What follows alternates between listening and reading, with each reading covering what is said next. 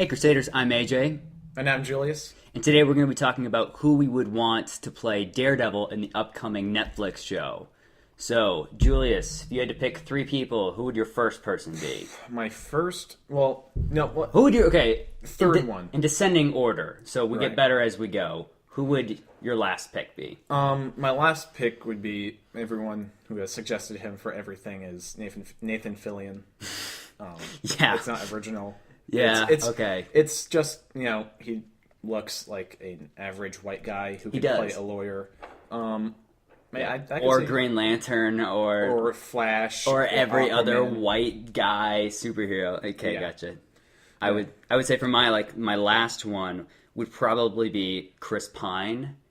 I know he's Kirk, yeah. but I think that he could do it. I think, with him and glasses, I think it could work. He was supposed to be Captain America. No, He I was didn't in know darks that. for that. Wow, yeah. that's cool. So he has some sort of Marvel connection already, so that could work out. That's cool. Awesome. Who would your second person be? Second one would probably have to be Michael C. Hall, Dexter. Yes. He's been rumored for it. Yeah. He's rumored, and they asked him, and he denied it. But he has this kind of dark character in Dexter. Oh my goodness, definitely. Yeah. This sometimes a lighter side. So I think he could definitely show up. Like he could show the brooding, side of I 100% agree. and Yeah. I could definitely see him playing a lawyer. He has those two alter egos. So that's who I'd pick for my second one. Awesome. For my second one, I would pick Matt Bomer from White Collar.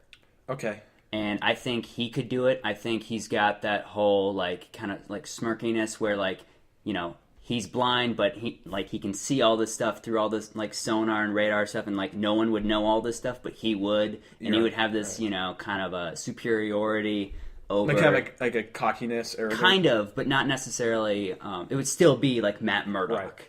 Right. But I also think that just with his body, he's big, he's strong. I think he could just do Daredevil. Okay. But number one. So for you. number one, he's already been a star in a huge TV show, and I'd pick Aaron Paul.